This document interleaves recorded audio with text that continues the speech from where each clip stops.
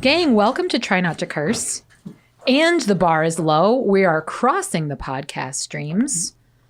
I'm here with my pal Mo. Don't cross streams. Ever. Ever. Excuse me. Ever. The very first Ghostbusters. Sometimes you got to. Sometimes that's just what you got to do to save the world. I don't see any ectoplasm anywhere, so I don't think we need to worry. Let's hope not. Pass on that. With you. I don't even have my uniform with me. Hi. Hi.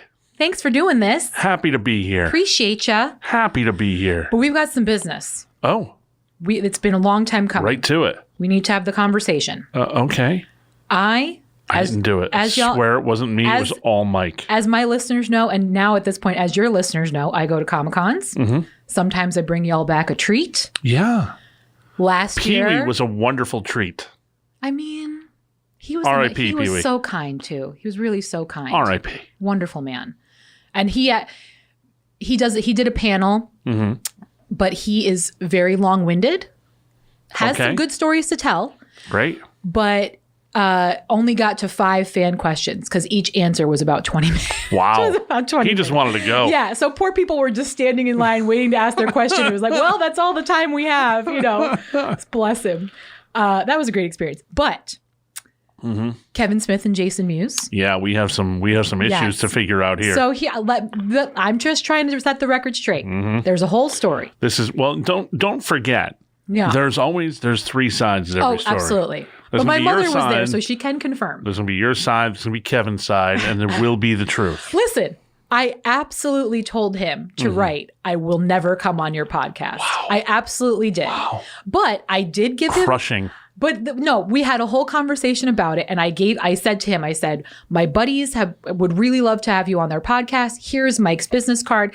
As a joke, I said, but you know what? I'll happily just go ahead and throw this in the trash for you. Wow. So you don't have to do it. And he says, you know what? I never do that because I always worry that maybe someone at the hotel or wherever the garbage can is that I would throw it away happens to know that person. Mm-hmm. And it would get back to him. So he said, as a business model, I do not do that. He goes, however, I have a drawer in my house full of business cards. So he does have Mike's card in the drawer. It's in the drawer of hundreds of other business cards that he's been handed. If we buy that story, okay. But you can ask my mother. From him. If we buy that story. Sure. Well, yeah, that's true too. Yeah. It could have been shredded. Who knows? Oh yeah. But I will bring this up because it still bothers me. As you know, again, I've met quite a number of celebrities at this point. I think I have probably 100 autographs, probably 100 selfies. It's a lot going on. Maybe 25 photo ops, maybe more than that. But anyway, so I've met a lot of celebrities, all various price ranges, things of that nature. I don't begrudge anybody their price ranges. I've met William Shatner. I've met Billy D. Williams. I've met almost the entire cast of The Next Generation. It's okay. I've met a couple Marvel people. Kevin Smith is the only person I've ever met in the history of doing this that charges you for the 8x10 photo. Okay. That was a little disappointing. Yeah. Because I paid $100 for him and Jason's autograph. And then they wanted me to fork over an additional $10 per photo to sign. Now, listen, he could be giving that money to charity for all I know. I don't know. But it was a disappointment, especially because it's not something that they told people ahead of time. So a lot of folks were either going to scramble to get cash or just had to figure out what they had on their person that he could sign. Interesting. So that was a little taken aback by that. You and I have spoken off the air about I know a bunch of wrestlers I knew for a long time, and a lot of guys would charge for the 8x10. A lot of them would. So it's surprising to me that nobody else does that, but a lot of these guys did because they're out of pocket. Well, they're not Kevin Smith, who I'm sure is doing just fine. Yeah. And Kevin, if you're listening, come Kevin, on our show. We'd all love to have you on the show. Try Not to Curse would be a great venue for you as well. Oh, but he'd curse a lot. And that's okay. It's try not to curse. I never curse. Not you can't. You're very good. You are very good. I don't curse, yeah. Well. Have you ever heard me curse on the show? No, but I that was more of, because of who you are and what you do, it's better to not be in that habit. Yeah, I don't disagree. Yeah. But we'll get into that. Oh. But yeah, I was really surprised by that. But I will say also the majority of the venues that I've been to, the people who manage the talent are the ones that provide the 8x10s. Mm-hmm. So the celebrities most of the time don't know what pictures will be available. Right. So he might bring his own stuff and say, this is what I want out there, and not whatever you're going to grab off the screen. So who knows? But it just struck me as odd because like I've never seen it before and I've never seen it since. But it is what it is. Okay. But I wanted to talk with you because you are a New Milford, Connecticut celebrity, a New Milford, Connecticut staple. It's a weird word. You are. It's a weird word. You're my neighbor. Yeah. Run into you. That one I'll say yes. That's just, nothing. That one I'll jump on board for. Nothing we can change about that. But you wear a lot of hats. I do. You're a busy guy. Mm-hmm. Do you like the hat I'm wearing today? I do. I wore the one that I had yesterday at work. Bar is low hat for those paying attention. Bar is low. I love merch. So if anyone has any merch you want to send along, happily wear it for you. Anyway, so what do we want to talk about first? You are a state rep for the town of Milford. Mm-hmm. You are Santa Claus. Mm-hmm. You are a member of the board and an estate manager, would you say it, for the park? What's that official title? Executive director and curator. I'm not on the board. Okay. You are a stone cutter for those who are fans of The Simpsons. Big member of the Masons. What else? I mean, you just... Podcaster. Published author. Yes, published author. Shall we plug your book? Cool uncle. I mean, there's a lot of stuff. Yeah. It's a lot. Let's tell people what your book is, especially this time. It's Christmas time, so... Yeah, the book is called Behind the Beard. It is tips and tricks from me, from the big man himself, to help you ensure a quality Christmas for your family. And I think it's not intended for kids' ears. Okay. It's on Amazon. That's probably the best one, or you can reach out to SantaClausCompany.com and get your book. Thanks for the plug. Yeah. But it's really a compilation of my stories and experiences of being the guy behind the beard, as well as some of my stories from my childhood and how to help keep the magic alive as long as possible for kids. Yeah. Great gift for grandmas, grandpas, aunts, uncles, everybody except for the kid. And I've had several people buy the book, then bought a second copy.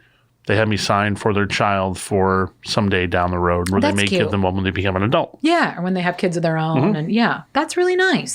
So I was pushed to do it. There were several people that told me I should be writing this book because I'd share a story, I'd share another story, I'd share another story. Yeah. It's a really unique experience. It's not just, some people think of like the guy sitting in the mall, you just pop on his lap and take a picture. A lot of the experience stuff I do isn't about that. Yeah. And the book is actually written by my number one elf, Butters. Speaking of people who wear a lot of hats. Also known as producer Mike. Yeah. Yeah. What is with Jewish people cashing in on Christmas? Every single good Santa Claus needs a good Jewish elf. A good Jewish elf. Absolutely. Yeah, 100%. 100%. Hey, it worked great for Kenny G. It works great for Clive Davis. Why not? You know what? The biggest thing is, and then this gets a little sappy, but the bigger reason is I needed a friend I could trust to help me run that business aspect because I become too much of Santa Claus where I give everything away.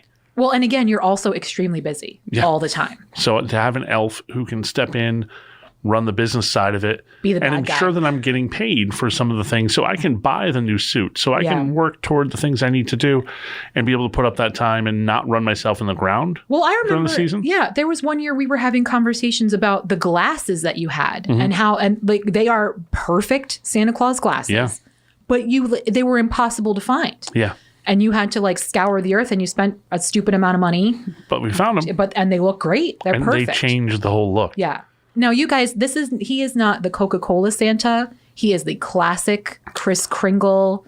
Coca-Cola Santa coming soon, by the way. Oh, yeah? Well, I do work for Coca-Cola for Coke Northeast. Oh, that's awesome. And we're working right now in talking about getting the old Coca-Cola suit with the right boots, the gloves, the whole thing. So that's hopefully on for next year. And then next, maybe an M&M's commercial. Well, that would be amazing too. All the commercials would be kind of nice to do. Yeah. I've done a couple of movies, couple spots here and there, like but the national Santa, like you could be the face of Santa. I'd be all for it. States. The tough part is, you've got Tim Allen doing his thing. You got John Travolta now being Santa Claus. He was a good Santa. He did great. That commercial was. Cool. Kurt Russell doing amazing Santa Claus. Yeah. Anybody with all the great hair and makeup people can do it. But you know what? You've got it naturally. Well, that's one of the things in my book. You're a younger guy. You can still keep it going for a while. I like how you said younger. Yeah. Younger. Yeah. Not young, but younger. Well, no, look, these guys, it's tough to step in and be the Santa when kids know Tim Allen is the Santa for them. Yeah. You know, it's hard to try to compete with that. And, you know, some people see it, some people don't. But who knows what the future holds. But you look like you all the time. They're in and out of costume. What you know what I mean? Like they can fly under the radar in July. You, not so much. I'm still Santa. You're Santa. I've been in a grocery store in the middle of the summer, and a kid spotted me. Came up and ran up to me and said, "Santa, what are you doing here?" And I'm wearing a hoodie and pair of shorts. Yeah. You know, I am nowhere near in suit. Yeah. And I leaned down because you always have to be on. You can't just be like, "No, I know what you're talking about, kid." Right. Yeah. I leaned down and I said, "Mrs. Claus isn't allowing me the cookies." "Well, I heard they have some here." He's like, "Yeah, that aisle over there." I love it. So I got my cart. I went over and I saw they were kind of going, him and his father were walking around. Yeah. So I waited until they were by that aisle. And when he came by the aisle, I took my arm and just put a hole, all the Chips Ahoy I could fit into my cart. Oh, I love it. And the kid starts cracking up. And I was like, "Shh, don't tell her. I won't tell her, Santa." Then I left the cart at the end of the aisle. And I felt really bad for the store that, like, they're probably wondering, who the pull all these Chips Ahoy? They're checking the security cameras. Oh, it was Santa. Yeah. All right. Doing a thing. Yeah, so that was that's been since the third grade. I played Santa in the third grade for a play. No kidding. And then I really put the suit back on when I was about 21, 22. Well, so I was going to ask you, how did we get into this role in the first place? Yeah, I helped out with Park and Rec in town, but the big one was my friends at 985, the local radio station, had asked me to come down and help them out. Yep. And I threw the suit on, and our friend Matt came by. He was a marketing guy at the time. He came by, and he actually had blush for my face. And we rosied up my cheeks. Rosy cheeks. And we went to the old Rattlesnake in Danbury. Mm-hmm. And it was supposed to be all adults I was visiting with. And they were blown away at how I looked. And On85 had given me the suit. Like, "Hey, wear this suit." Okay, cool. And I'm standing in there, and it was just all adults. So I had a beer in my hand, and we're talking. And the manager of the restaurant came over and said, "Hey, there's kids on the other side of here that would love to see you. Would you mind?" Yeah. And the minute I went over, the response from the parents was massive. That's awesome. So I kept the suit. Yeah. They never asked for it, but I just kept it. And I started doing it from there everywhere, every chance I could that people wanted me to. And probably the first 10 years, I just gave away the time all the time. Like, I'll go do it. Yeah, I'll go do it. That's so awesome. it was a slow build up to it. But as I say in my book, if I could grow a thick black mustache and wear a Hawaiian shirt, I'd be Magnum P.I. But I was born with the rugged good looks of Ed Asner. Go with what you got. Well, I mean, you all of your stuff sells out. Everybody clamors to see you and get photos with you and everything. So it's, you're making a lot of people happy. On my way here, every Christmas season, I was stopped at the post office by a woman today who told me that her daughter will not allow her granddaughter to go to another Santa. Aw. That's it. Just me. Yeah. And I get that a lot. People. And look, not saying there's not other great guys out there. There's plenty of them. Yeah. There's plenty of great guys that do it, but some people have that personal connection and they know that I take my time. Yeah. And we have the conversations and we talk about what they really want. Yeah. And, try to make it a special experience. When it's just sit on your lap and snap a picture, there's nothing special for that kid. Yeah. There's no magic. Remember being a kid and you got to see Santa. You're like, no way. This is really him. This is so cool. Wouldn't it be cool if he had taken a little time to talk to you? Yeah. As opposed to, okay, kid, move along. Yeah. Okay, sorry, Santa. Sorry to bother you. I talked to Paula Abdul longer this year than I think I've ever talked to a Santa in a mall. So, yeah. Okay. I get it. Yeah. I mean, granted, I would too. Listen, that was a magical experience. She kissed me on the cheek. That was, whoa, what a day. Aww. What a day. So what are your favorite Christmas traditions?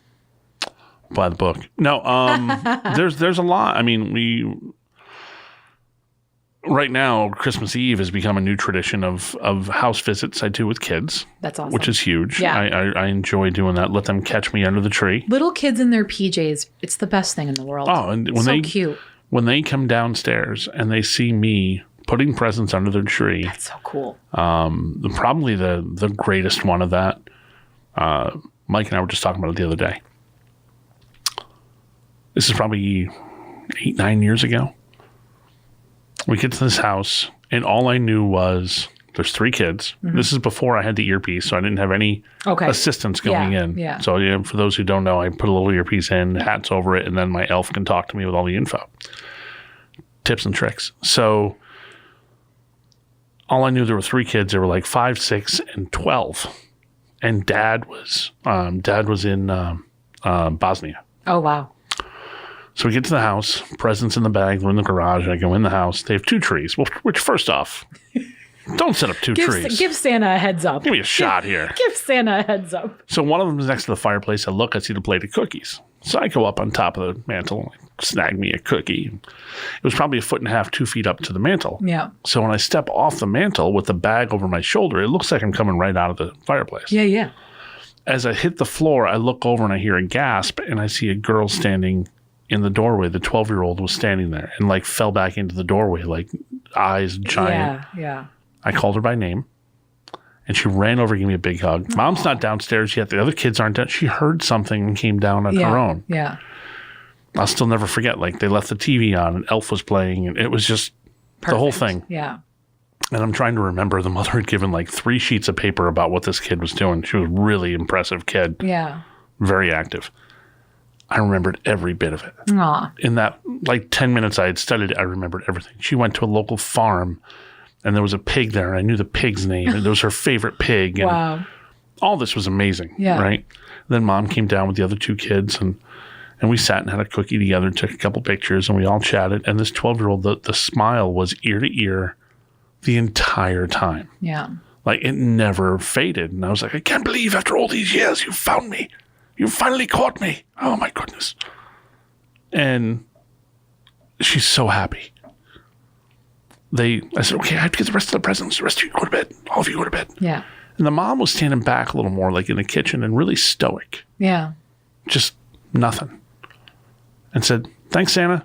Merry Christmas. And went upstairs. I was like, well, this is odd. Yeah. So I got out to the car, and Mike is there, and he goes, how'd it go? I said, I thought it was amazing. I thought it was the most incredible visit I've ever had. Yeah. And Mom was just kind of cold. I don't get it. Yeah. So he texted her like we always do. Yeah. And the mom apologized for being so cold. And I was like, well, maybe it's because her husband's in, overseas. A lot on her mind. Yeah. Come to find out, when Mom went to bed that night, the 12-year-old had her door open and she was crying. Aw. And she said, honey, what's wrong? And she said, it's okay, Mom. I know there's no Santa Claus. So I won't ruin it for my brother and my sister, but it's just really sad to know he's not real. Yeah. Wow. And Mom was like, well, I believe. I don't know about you, but knowing that I'm on my way. Yeah. Wow. So this kid to discover, hear, see, it was the most incredible experience. Yeah. And they had me back the next year when Dad was home. Oh, so that's cool. It was very cool. So as far as traditions go, that's become one that goes above and beyond a job. Yeah, for sure. You're bringing something really special. That's really special. And you're always hoping for that next one. That next one that's like that. I had one last year who was 3 o'clock in the morning. Oh, my God. Because we were still out till 3. What? Freezing outside. I'm sure. I get in the house. We're all set. I've already now eaten a cookie, drank some milk. No kids yet. Presents are all put out for Mom and Dad. That's all done. Yeah. I'm there for about 15 minutes, and Mike finally comes back to me and says, they woke the kids up, but the kids are afraid to come down to you because they're afraid they won't get anything if they see Santa. Oh. I said, guys, it's 3:15 in the morning. I'd like to go home. They finally came down for like a minute and then left, and the parents were laughing the entire time. Oh, my God, that's great. You never know what you're going to get. Yeah. It's always different. Yeah, all of it. Well, that's the mythology, right? That's the mystery of, you don't want to screw it up, and you don't want them mad. Yeah. You don't want a mad Santa.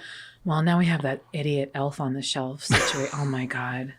How do you feel? I hate Elf on the Shelf. My family we hate Elf on the Shelf. I am not a fan. It's the worst. But 2 things. One, it helps me. Sure. When kids come visit and I talk about their elf. Yeah. And that's how I know a little bit more. Their elf, they believe in their elf. And it's a lot of work for the parents. And I get that if you're going to do it the right way. Horrible. However, someday, if I can ever square this away, and I've gone back and forth a couple times, I have the idea. I'm not going to share it with you now, but I have the idea that replaces the Elf on the Shelf.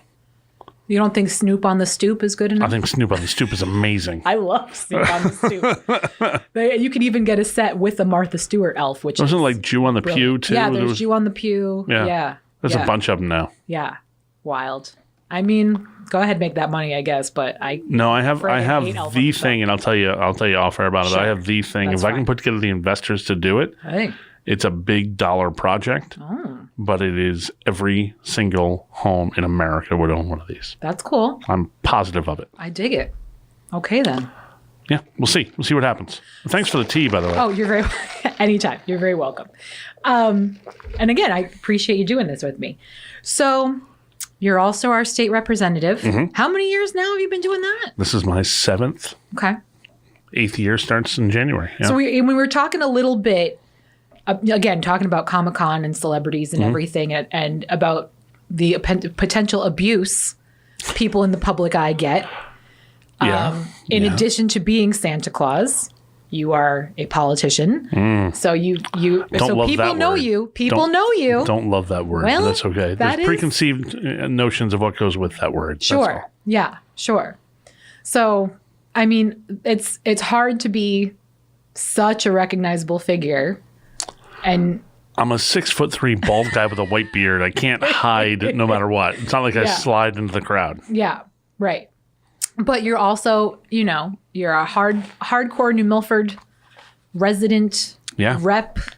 You love this town. You want to do right by the town. Best town in the USA. That's what I'm talking about. So how did you get into politics? How did you, I mean, nobody, maybe some people do. I personally have never been like, yeah, I'll throw my hat in the ring and run. And I didn't want to. I said no 3 times to this. I was years ago, and I can remember, this has got to be like 20 years ago now. I was 19 maybe. Yeah. I reached out to the mayor at the time and said, I want to get more involved. Understanding I come from the family of involved. My father was, he was 19 years town clerk. He was on town council here. He is the longest standing member of the Milford Ambulance. He joined at 14 years old. He'll be 85 in February. So there are no other 70-year pins. When people hand out like a 50-year pin, there's no 70s. You have to get those custom made. That's wild. So I came from the epicenter of Get Involved. And I'd gone quite a while without doing it. And I was trying to figure out, I should be giving back as much as anybody else. And reach out to the mayor and I said, I want to get involved somewhere where could you use me? And I was thinking like Park and Rec or something like that. And Mayor Murphy at the time said, you know what? I have an opening coming up for the Sewer Commission. Great place to get your feet wet. And I said, that's really gross, but okay.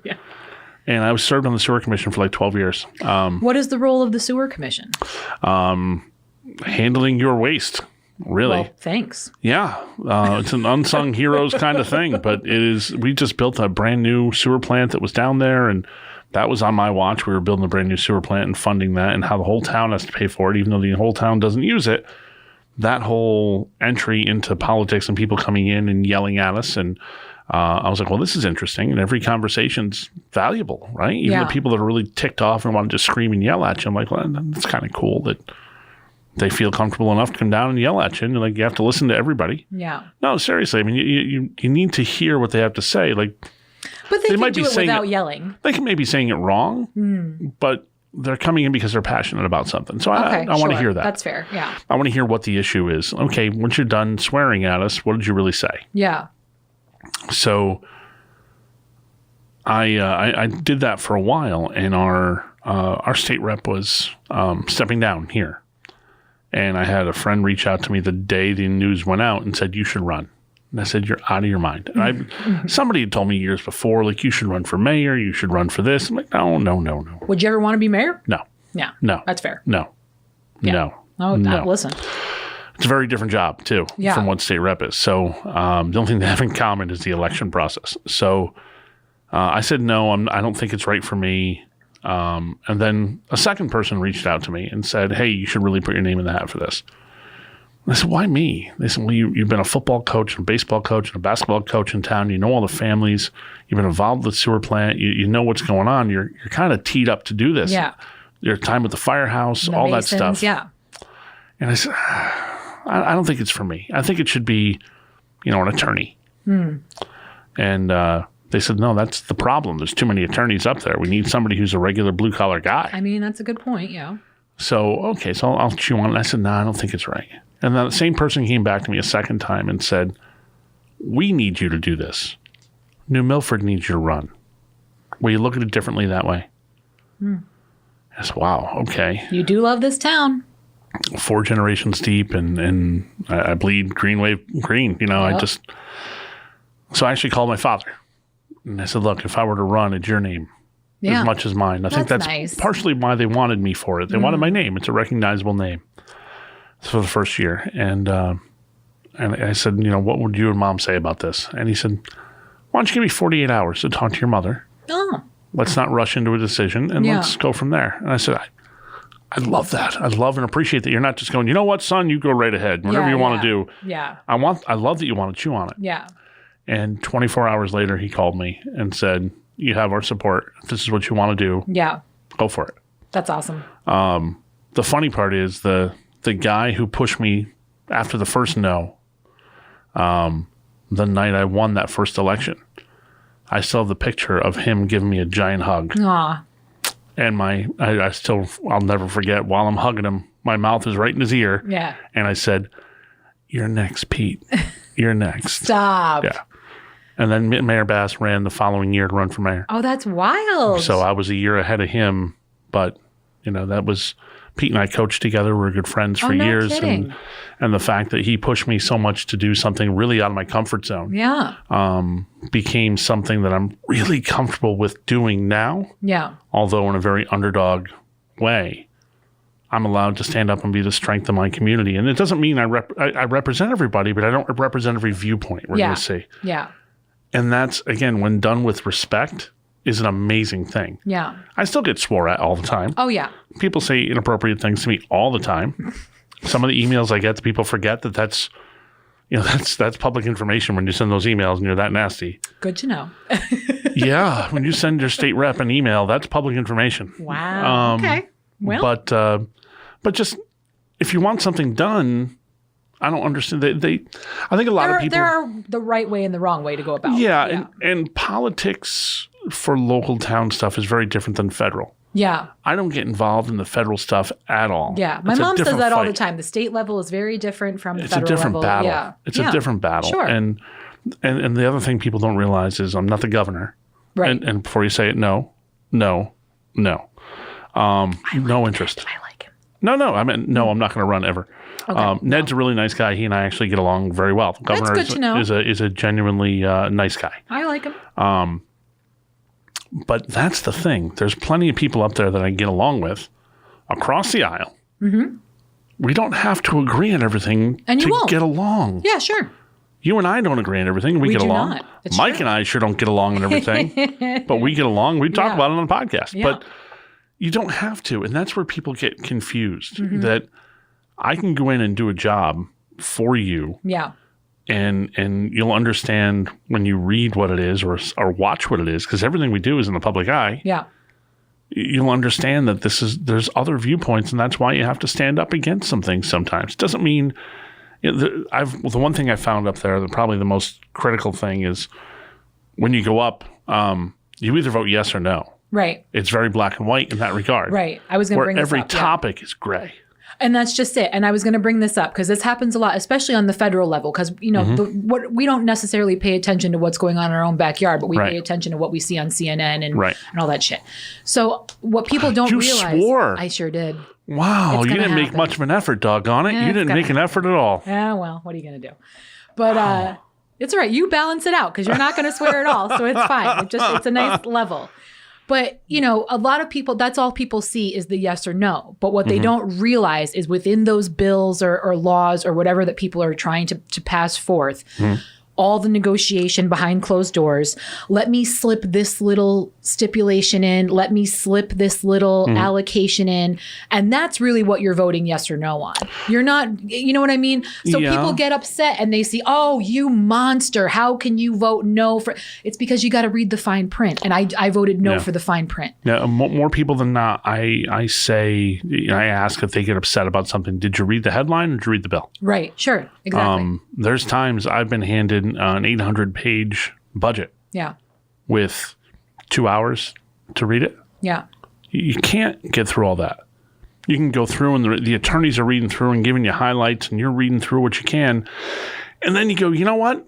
I'm a no because you didn't do this properly. So here's the question.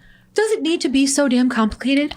Does it need to be a 20-page The budget or needs to be 800 pages. That's fine. Like, listen, but we should have more time. Budgets are budgets. But we should have more time. Yeah. Oh, no, I agree on that as well. But why does it have to be so convoluted? And is it by design? Is it strategic to purposely drown you in language? Sometimes. Why? Literally, can't it just be everyone gets a free puppy on Valentine's Day? That's the bill. There you are. But instead it turns into on the 14th of February, as in the tradition of, and because of, and in remembrance of, and theretofore why. Yeah. The two toughest words in the entire legislature. Yeah. Are may and shall. Boy, you may do this. You shall do this. Okay. They are two very small words that have massive impact on some of these bills. Well, things that tell you have to do something, or that a municipality has to do something. We're not going to fund it, but you have to pay for it. I mean, our former president showed us how heavy the word is. So, I mean, it's the language has a lot of weight to it, and we're not going to get into it. It does. And that's the hard part, because every piece of what you write, I'll put forth a bill, and there's been several. There's so many. I mean, we vote on there's probably 3,000 bills a year that are brought up. We end up voting on about 300 to 400 bills. Yeah. And it's so rare to be a minority party to get a bill through. I've had that opportunity a few times. Yeah. And your little basic concept has to be put into legal verbiage, because there's a lot more to it. Yeah. There's a lot more that has to be dissected within that, and you have to watch that the entire way. Also, what happens is the game gets played, right? Yeah. So some people have a national agenda for a state bill. We've seen that happen. Wow. And it's hideous when it happens, because it's not what we're about. But someone new coming in, or someone who has aspirations to go federal, may try to pop something in there that hits their federal party, and that's what they want. So on both sides of the aisle. Are they successful? On the other side of the aisle, sometimes they are. Okay. Which is why in Connecticut, a lot of times we follow a lot of California things. Okay. Which tends to be the most liberal state, and Connecticut trying to be in a lot of ways. Interesting. And it's, I have to say, there's always going to be individuals that are extremists. Sure. Oh, yeah. Unfortunately, I've been lucky enough in my tenure there to have two speakers that Speaker of the House that I can work with, talk to, that are accessible and that are understanding. And they may say very well, you're not going to get what you want. But this is what it is. But you know what? But they'll have the conversation. Yeah. But that's the kind of conversation I look for in everything. Because I say to people flat out, I said, look, we're adults. Let's have an adult conversation. You don't need to sugarcoat. You don't need to give me a mountain of excuses. Just black and white, yes, no. Maybe we have a discussion about why and move on. Some people, I don't know why some people just can't handle that. The debate up there, I've found, is very different. By the time it gets to the House floor, which is where you're expecting as a constituent, I'm going to watch this debate. Maybe. Not a lot of people watch CTN. No, thank you. You can watch. You're like, that's where you'd watch the debate. Yeah. By the time it hits the floor, it's decided. Sure. Unless there's an amendment that can throw something off, unless somebody's been working on something, it's going to take some while. But 9 times out of 10, by the time it hits the floor, it's done. those discussions, negotiations, the true arguments really happen either in committee or more often with the leadership of that committee, the ranking members and the chairs of the committee will have initial discussions, and it depends on the working relationship those 4 individuals have. I'm the ranking member on the Energy Technology Committee, so I'm the highest ranking of my party in the House on that committee. Okay. And there's one from each side of the aisle, and then one from each side of the aisle from the Senate and one from the House. So there's 4 people, 4 individuals. Okay. And I have, luckily, while I was ranking member on Commerce, working my way up, I had a great working relationship across the aisle to the point where some things would come up and they'd go, okay, what do you think? I think no. And this is why. Yeah. And they were honest to say, yeah, this person put this up. I think it's a little bit rough. I think it's something that needs a little more work. Let's pass on that one for now. We're not going to call that to committee to vote. And it would die right there. And we have our caucus room has a beautiful sign hanging up, quote from Calvin Coolidge, that says it's better to stop a bad bill than to pass a good one. And I'm a firm believer in that. I mean, there's a lot of good bills out there, but there's some stuff that's really difficult to put through. Yeah. And especially now sitting on the Energy Committee, there's so much more there that becomes critical to the balance, right? I mean, the yin-yang, the balance has to be there. Yeah. And we refer to it, and a lot of times it's referred to as a 3-legged stool. Oh, I've heard that. Right? So the 3-legged stool has to be balanced, otherwise you can't sit on it. Yeah. So I think we're out of whack. We're not in balance right now, and that's why there's so much of a problem. That's why your bill's so high. That's why everybody's bills are through the roof. And it's tough. It's wild. Well, so what do you think about that? Because I have this conversation often, especially with Dr. Miles, who's been on the show. It seems like it's everywhere. And I mean, I'm not even talking this country. I'm all around the world. Everyone is hurting. Everybody is desperate. Everybody is in not the best place financially, even with education, with their own workplace. At some point, something's got to give. Yeah. And do we see a light at the end of this tunnel? Or, I mean, it's just, how did we get here, and how do we get the heck out of here? Well, I mean, that's a longer discussion. Not to really get in the weeds, but at the same time, I mean, do you see a way out of this? Because this is I don't see an end to it. I remember saying that to my parents when I was a kid. I was like, how much did you pay for a loaf of bread when you were a kid? Yeah. You know how much that loaf of bread's going to be by the time I'm your age? Right. They're like, no, it'll have to slow down. It's going to have to. It's going to have to slow down. Or people are going to make a lot more money. And that's the problem. There's the balance is out of whack. Right. And I live in reality. I've said my entire life even before I was able to vote myself, because people always talk, oh, taxes, Taxes are never going down. They're not, because you got to pay for stuff. You want a nice road. You want a decent sidewalk that you can put a wheelchair on. You want all the X, Y, and Z. It's never going down. And that always drove me crazy. So-and-so is going to lower taxes. You're going to pay for it somewhere. You're paying for it somewhere. The tough part is... But you're right. The income inequality, that's the problem. But the problem is you can't say, okay, we'll pay people more. Yeah. Not everybody can. Some people can. Not everybody can. Yeah. Right. And my brother, who's I want to say he's left side libertarian, which is an interesting combo. Yeah. But he talked about a concept where large corporations should have a percentage disparity that can't be any greater from the CEO to the lowest paid person in the company. Yeah. So you see these banks that are going through and they're making billions and walking out. It's wild. And they can't pay their tellers enough for a living wage. Right. The balance is out of whack. Right. Is it the government's job, though, to tell people what they can do in a free market economy? Well, and I've said this too. I'm all for government regulation when it comes to putting things like that in check. Because if you leave it up to the CEOs at the end of the day, they are not looking out for the little people, for their peons. I am just a number on their page. Sure. But my pushback on that, and just in the conversation, is, let's say, for example, let's say your podcast takes off. You're beating Joe Rogan's numbers. It's massive. I mean, that would be great. Let's say it just explodes, right? And that's all you're doing every day is just talking to people. And Joe, I'd love to have you on the show. you're getting real celebrities. You're getting real people on the show. It's making big money. And you're like, hey, I'm finally getting through this thing. Yeah. And then the government comes in and goes, hey, we noticed what you're doing. We need to take half that away because it's going to go help somebody else. But we're going to decide where to spend that, not you. See, here's the thing. I hear something like that. I don't have a problem with it. I don't.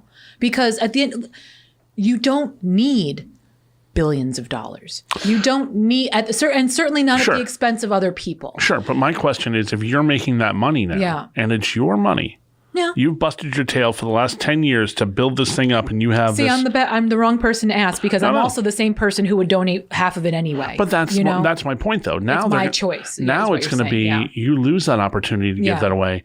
I'm going to tell you as a government, you have to put it into programs that, guess what, you might not appreciate. Things that you might wholeheartedly disagree with. Yeah, I can understand that. On every level. Yeah. And now you've got to pay into that. I don't think that part's right. Well, so, you know what I would say to those CEOs then? I would say then, you know what? Cap yourself. If that ever came out, then fine, cap yourself and say, okay, if the government says if I make this much, they're taking this, then fine, give yourself just enough. And I'm with you. It's tough for us to say what's enough for you, what's enough for me, what's enough for this person. Does someone need 8 houses across the world? No. Yeah. You know, and some people are just built on greed, and we can't expect everyone to have the same. But accountability is such a big problem. Right, and we can't expect people to have the same mentality for you and me. But in the same respect, you talk about a lot of celebrities, and some of them make a lot more money than others do. And we've learned that through this strike, for sure, yeah. Do you want to tell Dwayne Johnson he's capped at how much he can make, so too bad you can't make any more because we have to give this to somebody who's an out-of-work actor who doesn't have a choice.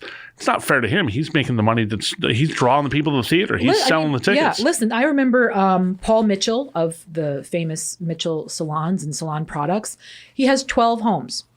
And at one point, he was interviewed and he and his wife had said, we were going to get rid of 5 of them because it's, the kids all have their own places now. We don't need it.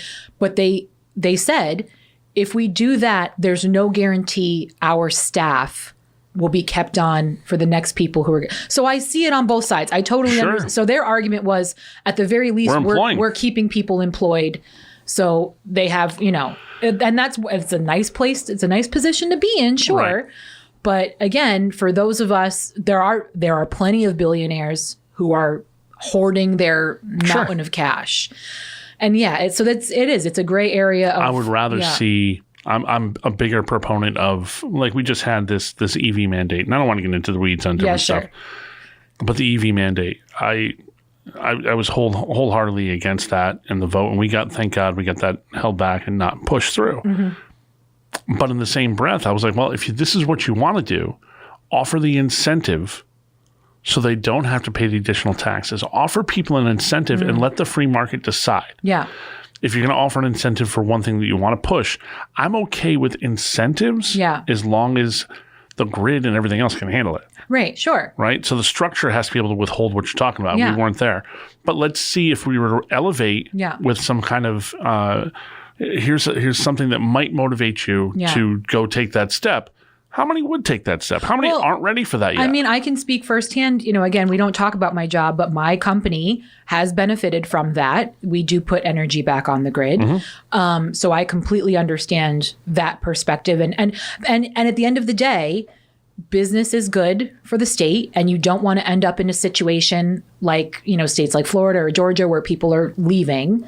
I mean, not at a rapid pace, but some states are having more difficulty keeping companies than others. So I get that to a point, because again, they employ the people of the state, they put money back in the economy, and it all. The villain's not always who you think the villain is, though. Yeah. And that's the big point I've learned more so. I mean, I've been in the industry for several years now before I got into the whole political realm. I was in that industry. And I've learned so much more since I've been in Hartford as well, that the enemy is not always who you see the enemy as.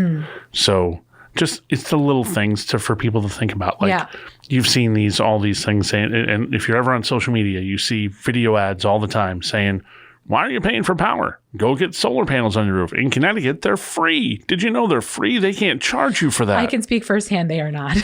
They are not. I used to have solar panels. I know for firsthand. Yeah. You do get a nice kickback, but. Well, that kickback, who pays for that kickback? Yeah. it's the taxpayer that's footing the bill. Yeah. And when you look at why that number has increased so considerably over the last few years on your bill, it's now finally, we put a piece in last year in legislation that was my big piece to put in that we finally got through. Yeah. I was really gung-ho for this to add one more line item so people can see how much they're paying into shared programs around the state. That, yes, we have to help some of the people who can't afford to pay their bills so they can still heat their home. I wholeheartedly believe in the charitable side of that. Absolutely. But it should also be it should be a hand up, not a hand out. Well, how do we help these people get to the point where they can afford that and understand they need to pay for their home heating oil and help them budget? And that's why I always think it's still all of it comes back down to more of the schools teaching kids the right things coming through school. Yes. And one of them is how to budget. Yes. How to live on your means. Yeah. Like, understand where your means are. Yeah. What you can afford, what you can't afford, what you might want to say. Like, it's a lot of times we see people walking around with the old story of the Sopranos said this whole thing with the old lady with a ham under each arm complaining she had no bread. Right? There's people who have that still want more handed to them. Yep. And there's people who are paying out. And you'll find the person, what's the old story? This one just popped in my head too, was I told my friends I needed a hand. One gave me 20 and one gave me 10. The difference is the person who gave me 20 had hundreds in his wallet. The person who had 10 only had 10 in his wallet. Yeah. So people who have less tend to be more giving. Because they understand. They're there. Yeah. They get it. Yeah. So I think when it comes to situations like energy, for example, there's some great intentions, but I don't think they're thinking through the entire ramification of when they do things. So, for people who are in need, yes, we should be helping out as much as we can. Yeah. But there's, within every system, especially as large as it gets, there's abuse to it, and that needs to be fixed and addressed. But you're right. I would love to see something like that in the school, especially because we don't have home ec anymore. We don't, we're losing a lot of those extra programs that do provide those life skills. I will say my best friend's daughter, she went to Newtown High, and there was a year that was part of their curriculum. They said, here is the amount of money you're starting off with. Yeah. Go get yourself an apartment. Go furnish that apartment. Check out insurance rates, all that, get a car, all that kind of thing. And I hope that they got something out of that they did recognize that this is a real life thing that you're going to have to do one day. I don't know. But I just remember thinking, man, that would have been cool. I think they are offering that in a lot of schools now. I think a lot of them are. I hope so because you go out in the real world and it's another story. Teach them how to open a checking account. Yeah. Kids don't know what a checking account is. A lot of them have no idea. I think I'm the only person I know that still writes checks. How to shop for a cell phone. Yeah. What are you paying for? What do you need? Yeah. And not just even comparing rates, but looking at your contract. Read your contract. What does that say? There's so much out there that they don't understand. Yeah. And I still think it's a full year-long class. I don't think it's a course in a semester that you do a project here or there. Yeah, for sure. Hey, let's start. Here's your job. Yeah. Assign the student a job. Yeah. To start the year off, and this student makes $45,000 a year. This one makes $70,000 a year. This one over here makes $20,000 a year. This one makes $150,000 a year. And just randomly assign what they have and how can you live. I mean, the game of life was pretty good for that. I just played that over Easter with my family, and I was like, it was the first time in I don't know years that I had played that game, and I was like, oh wow, like this is pretty accurate. If you go the college route, if you don't do college, if you start off with this job, if you switch jobs, whatever. So that was pretty. I was like, yeah, more people need to play this when they're like in high school, when they're like just going off to college. Yeah, because it's pretty accurate. It's a lot of great lessons in there. Yeah, I mean, just most recently, what did they just put out? What Kevin McAllister paid for those 2 bags of groceries on Home Alone. It was like $17 or something, and today it would be like $65 or something like that. Yeah, I know it doesn't cost me. It's almost always when I go to the grocery store, I get 2 bags. I never go like crazy old school nuts. Yeah. I get like 2 bags of groceries, and it's almost always $125 in that range. Unbelievable. 2 bags. It's unbelievable. $125. And I do remember, again, I'm going to be 40 next year. I do recall the days when 2 bags of groceries were $20. Yeah. And even then you were like, shit, $20. Yeah. Yeah. Now you can't go to Taco Bell for less than 10. What is that about? Taco Bell. Taco Bell, you guys. But they've got breakfast tacos now. I get the chicken power bowl. That is It lasts me 3 meals. It's fabulous. 3 meals. Well, yeah, because of my little tiny tummy now. I know, but I'm like sitting there going 3 meals. Yeah, but still, $10. I made a pot roast the other night. That was 1 meal. Let me tell you, it was delicious, though. Woo, that was last night. Last night I made a pot roast. Oh, good for you. Crock pot roast. I'm telling you. That's good stuff. Yeah, I set it like it was 8:45 in the morning. Put carrots in there? Carrots, potatoes. Oh, yeah. It was celery. Amazing. Yeah. And green beans. Oh, it's so good. Yes. And I set it was the timer I set it was at 8:45 in the morning. Set it in for by like 4:30. Beautiful. The place smelled amazing. My dog hated the fact that it smelled so good in the house. He was there all day. But I was like, thank God I bought a small pot roast. I ate the whole thing. I ate the whole thing. Beautiful. Well, it was great.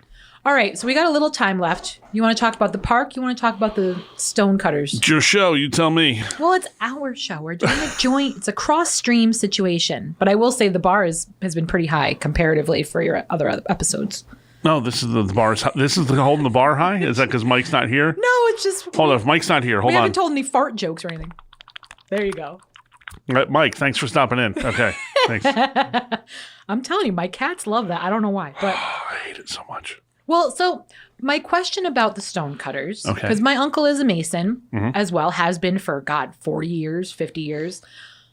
What do y'all do? I know you can't, behind the scenes, you can't tell us, but as far as, community stuff, right? What's the purpose of just brotherhood? It's all of it. I mean, the catch line that kind of makes sense that we've used is we don't make good men, we help make good men better. There you are. Right. So there's a few things that keep us very much so. It's the oldest fraternal organization in the world. We are dedicated to looking out for one another. We're dedicated to looking out for the widows and orphans of our brothers who've passed. It's an extended family. And I think that's a critical piece of it. And it helps. It's all based within some old teachings. Yeah. For most part, you'll find a Bible open in Lodge as part of the ritual that we go to. But I'll give you a quick story with it. So my father's a Freemason, and we were kids. Had to be late 70s. We're driving cross country in the family truckster, right? Got the old station wagon, wood panel sides. We get to St. Louis. And Dad gets a flat tire. So it's a Saturday morning, and we limp it over to Sears. That's where you can go get a tire. There you go. So we get to the Sears, and my father goes in, and there's a guy in front of him in line who is writing a check. Excuse me. And then the guy behind the counter goes, "Oh, hold on. That looks like an out-of-state check. I can't take that here." Oh. And he goes, I'm stuck here. He goes, "No, I'm sorry. I can't take your out-of-state check. But you know what? It's 11:30. The bank closes at noon. They're right around the corner. If you hurry up, you can catch them." Okay. So my father hears this, and Dad's like, "Holy cow, let me go." And he starts walking away. And the guy goes, "Hold on, sir." He goes, "No, he goes, "Hold on, sir." And my father at the time is a pretty big man. Yeah. This guy's yelling at me. Yeah. So he comes back over and he goes, "How can I help you?" He goes, "I'm in the same situation where it's got a new tire and I have an out-of-state check and I've only got 15 minutes now to get over to the bank and take care of it." And he pointed to his ring. He said, "I saw your ring, brother. You come well recommended. I'll co-sign for your check." Well, wow. It's those little things. Yeah. There's old stories of back in the Civil War of a Union soldier running into the battlefield to pull out a brother who was seriously injured on the battlefield. To hell with the rest of the guys. He was a Confederate. He was a Confederate soldier. He ran out and pulled him off. Oh, wow. So risked his life for his brother. Yeah. And that's why we use the term brother very, very sincerely. I mean, these guys are my brothers. So you've heard of, I'm sure you've heard of Masonic Home and Hospital. Yep. Masonic Children's Hospital. You've heard of what a Shriner is. The Shriners burn units and all that for children. You cannot be a Shriner without being a Freemason first. Okay. It's kind of like where you retire too with some of these guys. Yeah, but, so it's a portion of it. So yeah, it's built in giving back and helping others. Yeah. And the other part of it that I really enjoy is it's not about, hey, let's put up another plaque that says how much we gave. You give for the sake of giving and for your community. You help individuals one-on-one. Yeah. It's not this big, hey, toot my horn, look what I do. We're not a secret organization. We are an organization with secrets. Sure. But we're not a secret organization. We're very much a part of the fabric of Americana. And so many people talk about the hidden treasures and the hidden stuff. Not even America. Like I said, my uncle went to visit my cousin Tommy in France, went into a church, and sure enough, there's the masonry symbol there. And he's talk about the oldest fraternal order. And he said, how old is this church? I said, 12. 12. So, I mean, it's, you've been around. They talk about Masons that built the pyramids, which if that's not aliens, that could be true. Who knows? It really is it's something I waited until I was, how old was I? I was in my 30s when I joined. I didn't join right away. It wasn't my thing at first, and I needed it, I think. And I'm... Did you think it was a little goofy when you first got there? Were you like, give me a break, guys? No, you got right in? I was, I grew up going there as a kid to like family functions at the lodge. Right, sure. And it was always like Christmas parties and stuff, but something Dad did on his own. Yeah. It was Dad's alone time. Dad would leave the family to go do his lodge stuff. Yeah. And I knew he was master of the lodge, and I was like, well, that was master, And it's the president of the organization. This is old school terminology for a lot of stuff. Yeah. I up until this year, you're supposed to sit as master for 1 year. I've been master of my lodge in Kent for 5 straight years. And I finally said, I can't do it anymore. That's fair. I've been a little busy. You're not doing anything else right now. Yeah. And I haven't been to a meeting all year. I feel awful. I've talked to guys, you talk to brothers, you help them out. And so many show up out of the woodwork to help you out. When I first got to Hartford, I went in for a meet and greet with all the new elected people 7 years ago. And I remember we went for like a wine and cheese thing. And I'm kind of stepping back. I'm not stepping up, pounding my chest. I'm like, well, this is just kind of interesting to sit back and see who's who here. Yeah. And this one guy came up and noticed my ring and said, nice ring. I said, thank you. It's mine. And he goes, I know. He said, brother, can I show you around a little bit? And took me around the Capitol, took me over to the legislative building and showed me where the offices were that I hadn't been through. Yeah. And just took that extra time to make me feel comfortable. And last count, I think there was 7 or 8 of us up there now on both sides of the aisle who talk to each other. And it's knowing how someone's based to start with. It doesn't mean I'm going to like another Mason when I meet them. Sure. But it certainly gives me an idea of where they stand with their core moral values. Yeah.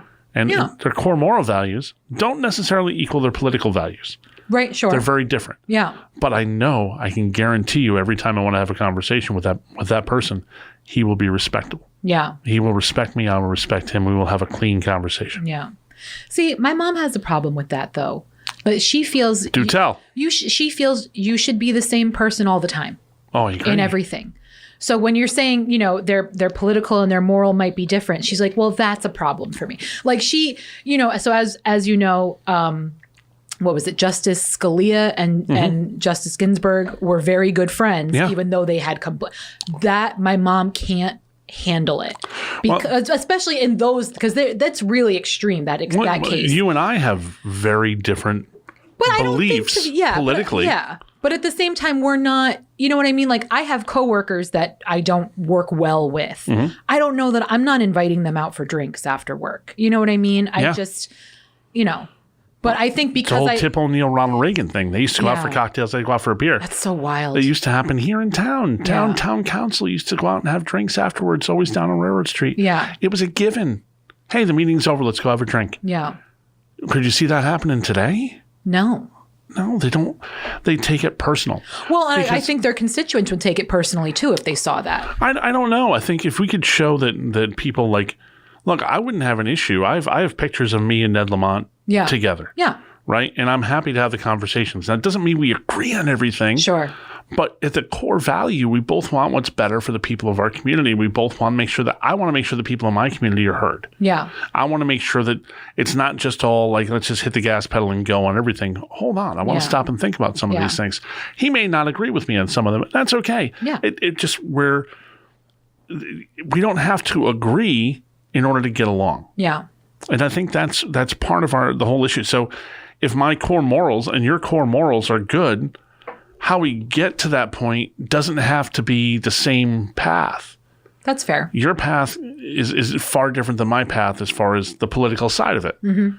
It has nothing to do with not being a good person. Yeah. There's plenty of people that are R's and D's that are bad people. Oh, yeah. And there's plenty of R's and D's both that are really good people. Yeah. And I've gotten to learn that, and I've gotten to make some really good friends up there because of that. So I think that's something to bring back to your mom. It's so important to know that you can't judge someone by a letter next to their name. Well, I will say, listen, she is very open-minded in that regard. But like I said, when you see things like just again for the Supreme Court argument, example, there's so extremely different opinions. Mm-hmm. She's just I just couldn't sit down with that person because it's just, you know what I mean? But hey, everybody. But you got to learn where they tick. And I'm not saying that every single person in Hartford that I talk to is someone I want to go hang out with, have lunch with. Sure. But you find those who you can. And I think that's where you make a difference. And I think there's been some stuff that I've passed through that I've been really, really lucky to have made some unlikely relationships. Yeah. That we certainly don't agree on a lot of things, but we agree on some things. Well, I mean, even AOC has talked about that because same thing. She has friends on the other side of the aisle, but she has said, there have been times when something really extreme had gone on, and she, her friend would say, "Hey, how come you didn't come over?" She's like, "Come on, man! Like I can't. Yeah. Let's be honest. Like." Yeah. One that was wrong, or what it's kind of a hard position to put yourself in, but yeah. So that was great. Hey, appreciate you. It was quick. It was that hour just flew on by. We can go for another 2. Time flies when you have. No, you can't. You have racquetball. I do. You have racquetball. I do. And it's gonna hurt. Gotta get you. It's gonna hurt a lot. That's your own fault for not. Sleeping well? No, for not taking care of your shoulder. That's your own fault. There's no time. I've got a great chiropractor if you want. I can recommend Dr. Miles to you. Chiropractor's not going to help with what's going on in here. This is torn muscle out in here. That's not going to Okay, well, again, that's on you for not. Mm-hmm. Mm-hmm. Okay. Yeah. I'm a guy. Yeah, you and producer Mike both. Jeez Louise. You guys listen to the bar is low and hear about their pancreatitis. These 2 idiots, I swear. We're both thriving now, though. Thank goodness for that. Thanks, somebody. I don't know if that's. I don't know if this is punishment or if it's a blessing. I don't know. That stubbornness will only get you so far. Yeah. So again, I'm full of that. This was a cross episode. The Bar is Low with Mike and Mo, featuring Liz and Mo and Try Not to Curse. Again, as always, I am Elizabeth Marvel. Thank you, Mo, for joining me. I do appreciate it. Happy to be here. And gang, I hope everyone has a very Merry Christmas, and we will catch you next time.